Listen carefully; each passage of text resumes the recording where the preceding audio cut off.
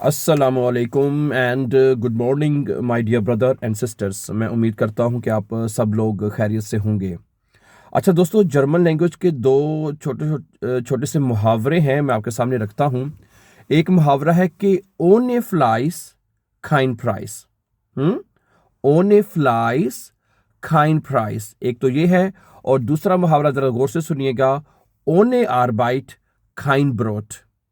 ओने आर्बाइट खाइन brought. ओने आर्बाइट का मतलब होता है कि बगैर काम के।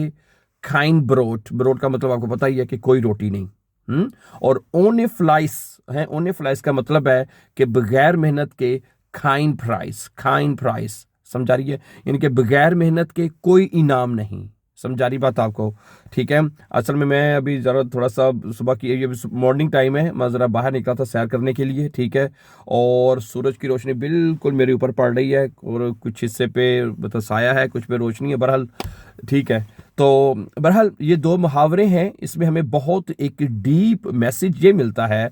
आपको पता ही, आप माशाल्लाह बड़े इंटेलिजेंट हैं, कि अगर आप ज़िंदगी में मेहनत नहीं करेंगे, चाहे वो कोई भी फील्ड है, इस चैनल के ऊपर जो कि हम जर्मन लैंग्वेज सीख रहे हैं, कि अगर आप जर्मन लैंग्वेज भी सीखना चाहते हैं तो आपको मेहनत करनी होगी, आपको सीखना होगा, आपको टाइम देना होगा, आपको मेहनत करनी पड़ेगी, फिर ही जाके आपको प्राइस मिलेगा। समझ आ रही बात आपको? और जो दूसरा मुहावरा जैसे मैंने आपके सामने रखा है कि ओने आर्बाइट काइन ब्रोट, यानी कि जब तक आप काम नहीं करेंगे, मेहनत नहीं करेंगे, सही है, तो आपको कोई रोटी भी नहीं मिलेगी, ब्रोट भी नहीं मिलेगी। इसके अंदर मैसेज यही है डियर ब्रदर सिस्टर्स, कि अगर आप जिंदगी में कभी भी कामयाब होना चाहते हैं तो आपको मेहनत तो बहरहाल करनी पड़ेगी, चाहे आप किसी भी फील्ड में है। देखिए, हर इंसान किसी न किसी फील्ड में लगा हुआ है, और उसमें वो पूरी कोशिश और या एफर्ट वो कर रहा है। और इसलिए मैं आपको यही कहूँगा कि अगर आप जर्मन लैंग्वेज सीख रहे हैं, एक, क्योंकि जिस तरह आप लगता है, कई दोस्तों जिनसे बात होती है वो कहते हैं कि मुश्किल लैंग्वेज है, हमसे नहीं हो पाती, नहीं हो सकती। लेकिन मैं आपको इस बात की आपको मोटिवेशन देता रहूँगा हमेशा कि भाई आप ये लैंग्वेज कर सकते हैं। समझा रही बात आपको? ठीक है। बहुत सारे स्टूडेंट्स, जैसे मैंने कहा, हमारे बहन भाई पाकिस्तान से भी हैं, कोशिश कर रहे हैं। ठीक है, वो चाहते हैं कि हम मतलब कि लैंग्वेज की बेस पर करके हम बाहर जाएं। ज़रूर उनको कोशिश करनी चाहिए। ठीक है। अगर उनकी मतलब कि इस चीज़ में ये लैंग्वेज एक बैरियर है, तो मैं उनसे यही कहूँगा कि आपको बिल्कुल हिम्मत नहीं हारनी चाहिए, और आपको ज़रूर कोशिश करते रहना चाहिए। ठीक है। और इस चैनल के ऊपर हम, आपको पता है कि जर्मन लैंग्वेज को बहुत आसान करके, बहुत ईजीएस्ट मेथड से आपको समझा रहे हैं। ठीक है। ग्रामर क्योंकि स्टूडेंट्स को एक मुश्किल लगती है, it's a difficult task, I really can understand. ठीक है। लेकिन हम आपको बहुत ही अच्छे एक और आसान मेथड से समझा रहे हैं। हम पिछले दिनों में, हमारी एक बहन है, उनका रिजल्ट आया। ठीक है। और बेएंस का और टेल्क का एग्ज़ाम दिया था। ठीक है।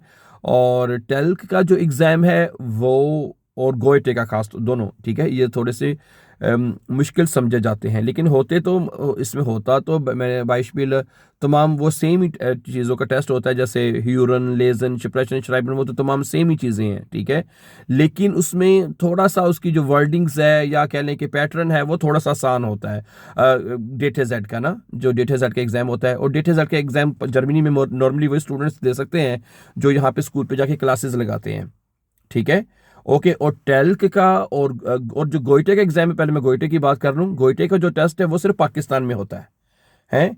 पाकिस्तान के जो स्टूडेंट्स हैं, वो अगर एग्जाम देना चाहते हैं तो वो सिर्फ और सिर्फ गोइटे जो इंस्टीट्यूट है जर्मनी का, वो उसके थ्रू एग्जाम दे सकते हैं। समझा रही है? और जो जर्मनी में स्टूडेंट्स हैं, वो आप टेल्क का भी एग्जाम दे सकते हैं, आप गोइटे का भी दे सकते हैं, और आप मतलब कि डेटे सेट का भी दे सकते हैं। ठीक है। और तीनों टेस्ट यहाँ पे अवेलेबल हैं जर्मनी में। लेकिन वो स्टूडेंट्स जो सिर्फ प्राइवेटली मतलब एग्जाम देना चाहते हैं, वो स्कूल नहीं जाते, स्कूल जाके क्लासेस नहीं लगाते, ठीक है ना, तो उनको फिर ये अपॉर्चुनिटी है कि वो दे सकते हैं, मतलब कि वो टेल्क का, गोइटे का दे सकते हैं। लेकिन अगर वो सिर्फ डेटे जेड का देना चाहते हैं, ठीक है, उनको अपने स्कूल में जाके कुछ महीने, 1 या 2 महीने क्लासेस वो पूछना पड़ेगा आपको। ठीक है। ठीक है। इस समटाइम फिर आके मैसेज भी आना शुरू हो जाते हैं, लेकिन उसमें हमें कोई एग्जैक्ट पता नहीं होता, क्योंकि यहाँ जर्मनी में आपको पता है कि हर क्राइस का एक अपना हिसाब किताब है। ठीक है ना। उस हिसाब से कवानीन बनते हैं और उसको आपको फॉलो करना पड़ता है। इसलिए मैं आपसे यही कहूँगा कि आपकी कराइस में जो आपकी जो फोक्सोक शुले है या उसने बेहोडे है, ठीक है, बाकी खासतौर पे फोक्सोक शुले चले जाएं, वही आपको बता देंगे, ठीक है, बेहोडे जाने की ज़रूरत नहीं है, ठीक है। वो आपको बताएंगे जी हाँ आप क्लासेस के बगैर दे सकते हैं या नहीं दे सकते। वो नॉर्मली होता है ऐसे है कि वो छोटा सा आपका एक टेस्ट ले लेते हैं, हाँ जी आप टेस्ट दे दें, ठीक है, ये ठीक है। उसके बाद फिर वो कहते हैं हाँ आपका आरएसवाई लेवल का, आपको आरएसवाई लेवल तक अगर आती है, ठीक है, तो आप बे आइंस की कुछ क्लासें लगा लें, हैं। अगर वो आपका टेस्ट लेते हैं आपको कुछ भी नहीं आता है, वो फिर कहेंगे जी आपको आइंस से सीखना चाहिए, ठीक है। अगर आप, ठीक है, अगर आपको वो समझेंगे कि आपका आरएसवाई का लेवल है, तो फिर 1-2 महीने आपको क्लासेस लगाने में कोई हर्ज नहीं है और फिर आप एक आसान टेस्ट दे सकते हैं। और फिर मैं यहाँ पे दोबारा इस बात को रिपीट कर दूं कि आपको वो तमाम हैं चारों मॉड्यूल्स, ये नहीं कि कोई टेस्ट कम आपका हो जाएगा, आपको ह्यूरन नहीं देना या लेजर नहीं देना, देना है, चारों टेस्ट होंगे, ठीक है। आपका ह्यूरन का भी टेस्ट होगा, लेजर, शप्रेशन, श्राइबन है, ये चारों चीज़ों का ही आपका टेस्ट होगा, ठीक है। समझ आ रही बात आपको? तो इसलिए पहली बात तो प्लीज़ आप ये बात नोट कर लें कि आपका कोई टेस्ट कम नहीं होना। और मैंने जिस तरह अभी शुरू में आपको बताया कि डेटा जेड का एज कंपेयर आसान समझा जाता है और होता भी है, ठीक है। उसमें नंबर लेना आसान होते हैं। मसलन अगर आप डेटा जेड में अगर बात करें, डेटा जेड में शिप्रेशन में तो आपने मुस पास होना है ना, शिप्रेशन यानी चाहे वो गोइटे है, टेल्क है, शिप्रेशन में तो आपने मुस पास होना ही होना है, ठीक है। उसके अलावा फिर इसमें ऑप्शन ये आ जाती है, या तो दूध पीछे बचते हैं आपका श्राइबन है, एक श्राइबन और ह्यूरन लेजन बचता है। दोनों में से किसी एक में पास हो जाए और किसी एक में रह भी जाए तो कोई मसला नहीं, फिर भी बेहद मिल जाता है। लेकिन टेल्क में और गोइटे में नॉर्मली सब मॉड्यूल्स में पास होना पड़ता है, सब में नंबर्स लेने पड़ते हैं। आपको लेजर में पास होना पड़ता है, आपको ह्यूरन में, श्राइबन, शिप्रेशन में, इसमें थोड़ी सी नंबरिंग की का भी फर्क है। तो सारी टोटल मतलब आपको पास होना पड़ता है हर मॉड्यूल में। और गोइटे में भी इसी तरह ही है, और गोइटे के एग्जाम में भी आपको इसी तरह तो हर एक में पास होना ज़रूरी होता है, फिर जाके आपको बैंड्स मिलता है, ठीक है। और जो डेटा सेट है उसमें नंबरों की थोड़ी सी मतलब कि रियायत है, थोड़ी सी कंसेशन है कि अगर आप शिप्रेशन में पास है तो उसके अलावा दोनों में से किसी एक मॉड्यूल में पास हो जाए तो आपको बैंड्स का सर्टिफिकेट मिल जाएगा, ठीक है।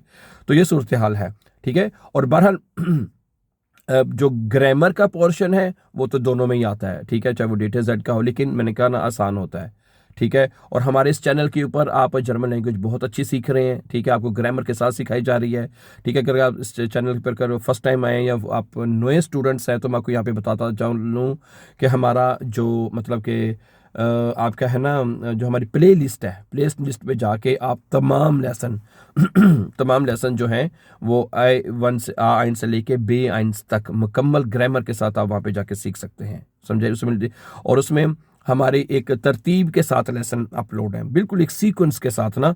समटाइम जिस तरह हम ये दूसरी वीडियोस भी, स्टोरीज, डियालॉग्स, इस तरह की जिस तरह ये वीडियो अपलोड हो रही है, इस तरह के और वीडियोस भी हम अपलोड होती रहते हैं, लेकिन इन वीडियोस को हम उनसे अलहदा रखते हैं, उसमें शामिल नहीं होती हैं। आप जब वो प्ले लिस्ट को फॉलो करते हैं ना तो उस प्ले लिस्ट में आपको एक तमाम लेसन एक तरतीब के साथ मिलते आ रहे हैं, ठीक है। लेसन नंबर 1, लेसन 2, 3, 4, 5, 6, 7, 8, 9, 10 है, इस तरह मतलब कि अगर मैं आपको याद हो, अगर हमें डेली वॉच करने वाले हैं तो कल तक मैंने the grace of Allah 56 lesson जो है वो मैंने अपलोड कर दिए, ठीक है। और आज इंशाल्लाह 57 लेसन अपलोड हो जाएगा। और जिस तरह मैंने बताया इसमें हम नोमिनेटिव, अक्यूजेटिव, दाटिव वक्त हमारा चल रहा है, नोमिनेटिव एंड अक्यूजेटिव शोनफेटिक, ठीक है, वो हमारा मुकम्मल हो चुका है। और मुझे उम्मीद है कि आप इंशाल्लाह अगले दिनों में हमारा 100 लेसन का कहा था कि 100 लेसन तक हमने बेस मुकम्मल करना है, और जिस तरह मुझे लगता है कि हम इसको पहले ही मुकम्मल कर लेंगे इंशाल्लाह। डाटिव हमारा शुरू है, सो डाटिव के प्रेपोजिशन चल रहे हैं।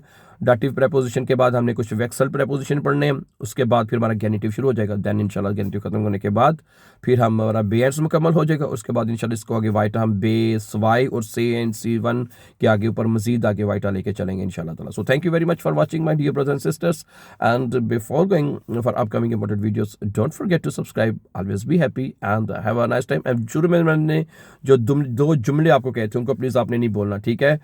एक तो मैंने आपको बोला था, ठीक है, ohne Fleiß kein Preis, ohne Fleiß kein Preis, ohne Arbeit kein Brot, ohne Arbeit kein Brot. So thank you very much for watching, and before going for upcoming important videos, don't forget to subscribe, always be happy and take care.